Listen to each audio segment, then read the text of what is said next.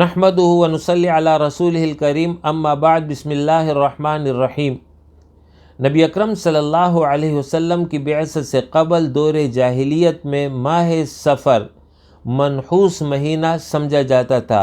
اور اس سے بدشگونی لینا ان میں معروف تھا۔ ان میں یہ معروف تھا کہ اس مہینے میں بلائیں نازل ہوتی ہیں، یہ حادثوں اور آفتوں کا مہینہ ہے۔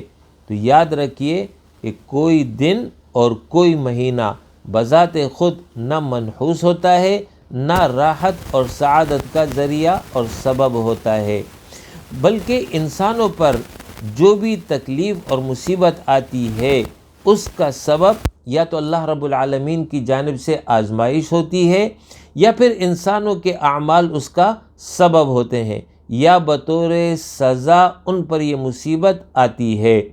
یا بطور تنبیہ ان کو یہ مصیبت پہنچائی جاتی ہے تاکہ وہ اپنی اصلاح کر لیں۔ اس کے علاوہ بھی اس کے متعدد وجوہات ہیں، لیکن کوئی مہینہ اور کوئی دن اس اعتبار سے نہ تو منحوس ہے اور نہ ہی سعادت ہے کہ وہ سبب بن جائے انسانوں کے لیے اپنے ذات کے اعتبار سے خود جو ہے وہ مؤثر ہو جائے، بلکہ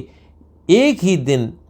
ایک فرد یا قوم کے لیے منحوس دن ہوگا اور وہی دن اور وہی مہینہ دوسرے کے لیے راحت اور سعادت کا دن اور مہینہ ہوگا۔ مثلا قوم عاد کے حوالے سے قرآن مجید میں ذکر ہے کہ ان کی سرکشی جب حد سے زیادہ بڑھ گئی تو اللہ رب العالمین کی جانب سے ان پر عذاب نازل ہوا۔ تو اس حوالے سے قرآن مجید میں اللہ رب العالمین نے فرمایا کہ پس ہم نے ان پر منحوس دنوں میں تیز آندھی بھیجی۔ اب یہاں پر اللہ فرما رہا ہے کہ یہ تیز آندھی ہم نے ان پر بھیجی منحوس دنوں میں۔ تو یہ جو منحوس دن کہا گیا ہے یہ قوم عاد کے اعتبار سے منحوس ہے کہ ان کے لیے یہ دن عذاب کے تھے، لیکن یہی ایام سیدنا ہود علیہ السلام اور اہل ایمان کے لیے راحت کے دن تھے کہ قوم عاد ہلاک ہو گئی تو سیدنا ہود علیہ السلام اور اہل ایمان راحت میں آ گئے۔ اسی طرح جس دن قوم فرعون اور فرعون غرق ہو گیا تو وہ دن قوم فرعون اور فرعون کے لیے منحوس تھا کہ ان کے ہلاکت اس دن ہو گئی، لیکن وہی دن سیدنا موسیٰ علیہ السلام اور قوم بنی اسرائیل کے لیے سعادت اور راحت کا دن تھا کہ دشمن سے نجات حاصل ہو گئی۔ تو نحوست اور سعادت کا تعلق افراد سے ہے، دن اور زمانے سے نہیں ہے۔ خیر اور شر تقدیر الہی کے مطابق ہوتا ہے۔ آپ صلی اللہ علیہ وسلم نے متعدد احادیث میں یہ بات فرمائی ہے کہ زمانے کو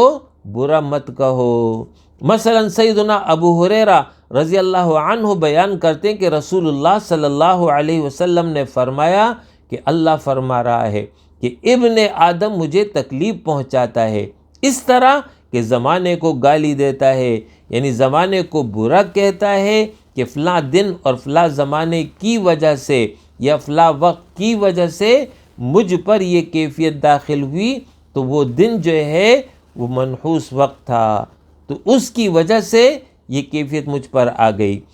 تو فرمایا کہ زمانے کو جو گالی دیتا ہے تو یہ زمانے کو گالی نہیں ہے، نعوذ باللہ، گویا کہ اللہ کو گالی ہے، اس لیے کہ زمانہ اللہ فرما رہا ہے کہ زمانہ تو میں ہی ہوں اور میرے قبضے میں تمام امور ہے، میں رات اور دن کو گردش دیتا ہوں، یعنی دن اور رات میں جو کچھ ہوتا ہے اللہ کے حکم کے تحت ہو رہا ہوتا ہے، تقدیر کے مطابق ہوتا ہے۔ لہٰذا زمانے کو برا کہنا نہیں ہے، بلکہ نعوذ باللہ اللہ کو برا کہنا ہے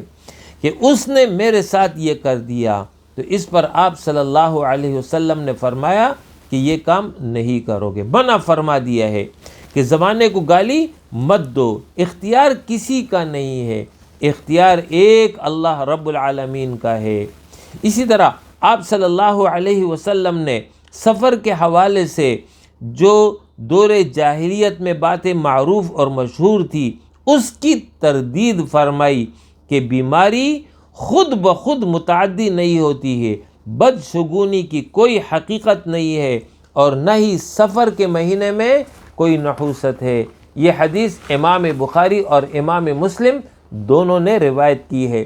اس حدیث میں جو آیا ہے کہ بیماری خود بخود متعدی نہیں ہوتی ہے، یعنی بیماری میں یہ خود اثر موجود نہیں ہے یا اس میں خود یہ تاثیر موجود نہیں ہے کہ وہ دوسرے کو لگ جائے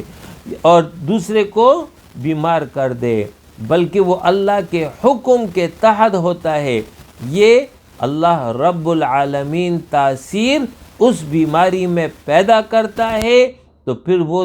دوسرے کے لیے سبب بن جاتا ہے۔ تو یاد رکھیے کہ از خود بیماری میں یہ جوہر موجود نہیں ہے کہ وہ دوسرے کو لگ جائے۔ اور دوسری بات فرمائی کہ بدشگونی یہ جو ہے اس کی کوئی حقیقت نہیں ہے، لہٰذا اس کی ممانعت فرمائی ہے۔ اور ماہ سفر کے حوالے سے فرمایا کہ اس میں کوئی نحوست نہیں ہے، یہ بھی عام دنوں کی طرح دن ہے، لہٰذا سال کے 12 مہینے اور تمام ایام یکساں ہے، ماہ سفر ہو، ماہ ربیع الاول ہو یا ماہ رمضان ہو، یہ سب برابر ہیں۔ لہٰذا ماہ سفر میں شادی کرنا یا جو ہے سفر کرنا یا جو ہے کاروبار کرنا، تمام افعال اور اعمال کیے جا سکتے ہیں، نحوست سمجھ کر ان سے باز رہنا یہ درست نہیں ہے۔ دوسری بات یہ سمجھ لیجئے کہ ماہ سفر کا آخری بدھ،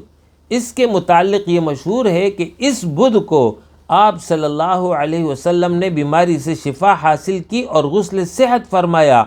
اس موقع پر سیدہ عائشہ صدیقہ رضی اللہ عنہا نے صدقہ اور خیرات کیا، لہٰذا اس آخری بدھ کو صدقہ اور خیرات کھلانے اور پلانے کا اہتمام کیا جائے تو یہ بات قطعاً درست نہیں ہے، اس کی کوئی حقیقت نہیں ہے۔ حقیقت یہ ہے کہ سفر کے آخری بدھ اس تاریخ کو 28 سفر تھا، آپ صلی اللہ علیہ وسلم پر بیماری کا آغاز ہوا، سر میں درد شروع ہوا، بخار آپ کو ہو گیا اور 13 دن تک یہ بخار رہا، اور پھر 12 ربیع الاول کو آپ صلی اللہ علیہ وسلم دنیا سے رخصت ہو گئے۔ لہٰذا سفر کے آخری بدھ کا اس طرح اہتمام کرنا قطعاً غلط ہے، اور نہ ہی اس دن کوئی مخصوص طریقہ نماز ہے، نہ مخصوص اوقات میں کوئی نماز ہے، یہ سب بدعات اور شریعت کے خلاف رسوم ہیں، لہٰذا ان تمام اعمال سے اجتناب کرنا چاہیے۔ وآخر دعوانا ان الحمد للہ رب العالمین۔